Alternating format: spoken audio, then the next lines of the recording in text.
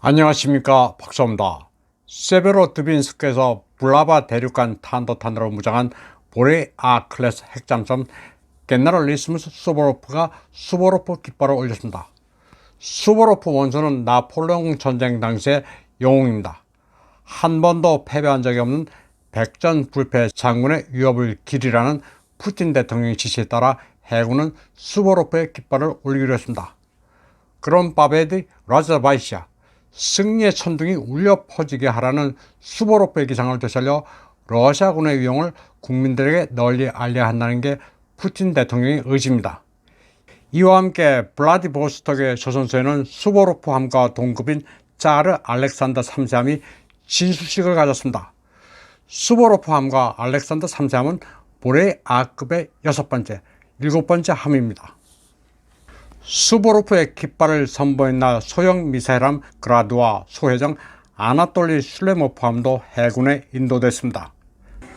푸틴 대통령은 화상 중계를 통해 행사를 주재하면서 함대를 건설하는 데 노력해준 이들에 감사한다고 말했습니다. 그리고 승조원들이 명예롭게 의무를 다하고 조국과 국민에 대해 사심없이 봉사할 것임을 확신한다고 말했습니다. 푸틴 대통령은 행사에서 국가가 울려 퍼지자 집무실에서 기립했습니다.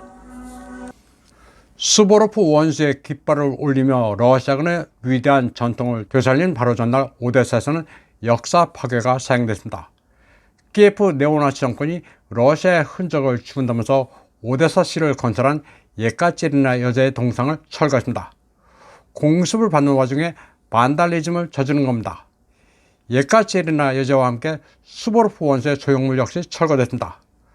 동상을 철거한다고 역사가 사라지는 것도 아닌데 별의별 짓을 다 합니다. 다음 소식입니다. 러시아군이 무인 드론으로 전쟁 수행 방식의 교과서를 새로 쓰고 있습니다. E95M이란 표적 드론을 아주 효과적으로 이용하고 있습니다. 적을 본격적으로 치기 전에 방공 미사일이나 대공 포화를 유도하는 전술을 구사합니다. 표적 유도 드론을 날리면 우크라이나군은 여기에 방공 포화를 집중합니다. 우주항공군 출신의 스로비킨 장군이 고안한 전술입니다.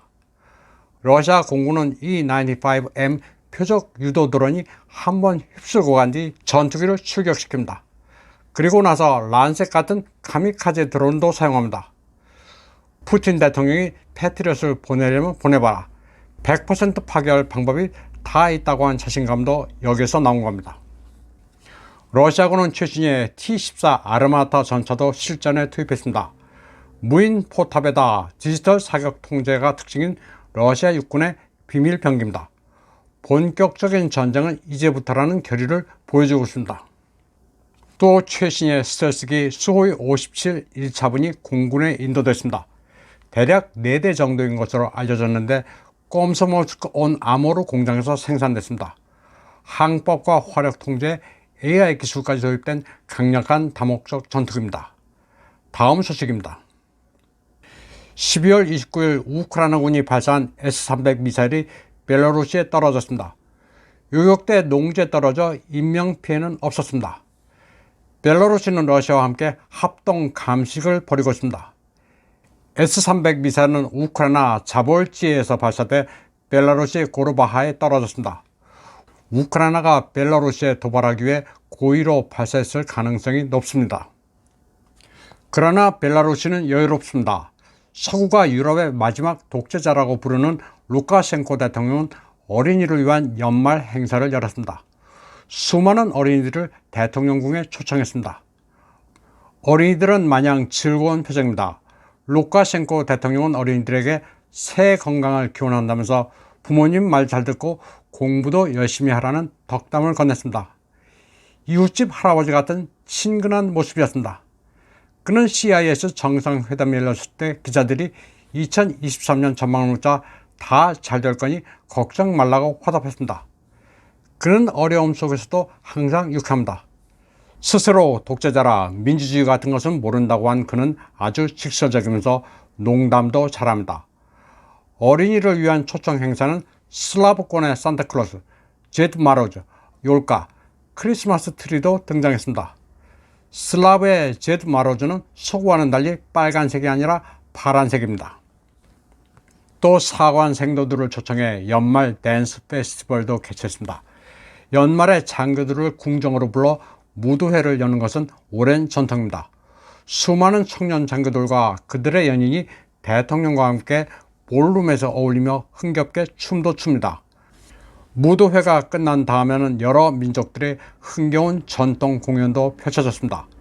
서방 국가들은 벨라루시를 독재 국가라고 조롱하는데 정작 거기서 사는 사람들은 뭐가 독재인지 알 수가 없습니다. 국민들은 행복하게 잘 살기만 합니다. 자기 텃밭에서 감자를 캐고 겨울이 되면 장작도 패면서 국민들에게 유쾌함을 선사하고 있는 게 루카셴코입니다. 다음 소식입니다. 독일 매체 도이칠란드 펑크는 러시아가 서방의 경제 제재에 아주 잘 대처하고 있다고 평가했습니다. 특수 군사작전이 시작된 봄만 하더라도 많은 경제학자들은 러시아 경제의 급격한 위축을 예측했지만 다 빗나갔다고 이 매체는 전했습니다. IMF는 러시아 경제가 8-9% 위축될 것으로 예상했지만 결과는 모든 제재에도 불구하고 3.5%에 그쳤습니다. 그런데 2023년에는 2.3% 정도만 위축될 것으로 내다봤습니다. 세계은행과 도이체방크는 러시아 상황이 좀 더 나빠질 것으로 애써 믿고는 있지만 어느 기관이 됐든 2023년에 제재로 러시아 경제가 굴복하지는 않을 것이라는 동일한 결론을 내리고 있습니다. 석유와 천연가스의 경우 서방은 덜 사들이고 있지만 가격이 상승한 덕분에 러시아는 수출량이 적어도 더 돈을 벌었습니다. 도이칠란드 펑크는 많은 서방 기업이 여전히 러시아에 남아있다고 시작했습니다. 모두 떠난 것 같지만 사실 완전히 사업을 접고 철수한 기업은 소수입니다. 철수한 기업들은 완전히 바보짓을 했습니다. 공장과 직원, 제조 노하우까지 헐값에 러시아인들에게 넘긴 것에 불과했습니다. 바뀐 것은 상표뿐입니다. 또 러시아를 떠난 메이커들의 제품은 병행 수입 형태로 여전히 판매하고 있습니다. 도이칠란드 펑크는 상점 매대 물론 누락된 것은 있지만 큰 문제는 아니라고 보도했습니다. 러시아 경제가 디폴트 위기에 처했다느니 하는 소리들은 맞는 게 하나도 없습니다. 때문에 서구 매체들도 이렇게 현실을 슬슬 보도하기 시작했습니다. 다음 소식입니다. 조 바이든 부부의 새해 연휴 계획이 알려지자 분노의 물결이 미국을 휩쓸고 있습니다. 1세기 만에 한 번이라고 할 만큼 강력한 눈보라가 미국을 강타한 가운데 60명 이상이 사망했습니다. 많은 지역에 정전이 닥쳐 난방이 안 되고 있습니다. 지금 워싱턴은 키예프의 정전을 걱정할 때가 아닙니다. 그런데 바이든 부부는 절친 억만장자의 카리브해 산타크루즈 섬 별장에서 새해 연휴를 보내기로 했습니다. 산타크루즈의 하루 체류 비용은 $5,000지만 바이든은 친구라 공짜입니다. 세상은 요지경입니다. 이번 방송은 여기까지 하겠습니다.